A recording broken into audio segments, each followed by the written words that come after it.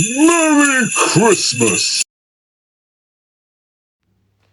Le Godzilla de Roland Emmerich, sorti en 1998, est une curiosité de cinéma de la fin des années 90, un moment où Hollywood rêvait plus grand que jamais, où chaque été devait avoir son événement, son monstre, son film catastrophe. Emmerich tente ici de réinventer un mythe japonais en pur blockbuster américain, avec l'envie sincère de faire découvrir la créature à un nouveau public. On sent la volonté de proposer une version moderne, plus accessible, même si cette approche s'éloigne parfois de l'esprit original du monstre.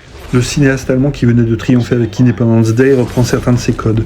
La destruction spectaculaire, les personnages attachants mais archétypaux et ce ton léger qui tranche avec l'héritage sombre de Godzilla.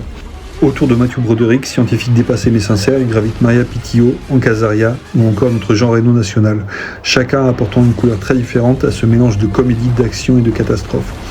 Ce résultat donne une identité plus américaine, plus pop, mais aussi moins symbolique que la créature née du traumatisme nucléaire. Visuellement, certaines scènes ont vieilli, mais le film garde une vraie énergie. Les poursuites sous la pluie, les rues inondées, les hélicoptères encerclant le monstre. Emmerich sait orchestrer le chaos. Là où le film peine davantage, c'est dans l'écriture. L'humour tombe parfois à plat et le casting semble parfois jouer dans des registres différents. Avec un budget d'environ 130 millions de dollars et un box-office mondial proche des 380, Godzilla version 98 a été un immense succès commercial.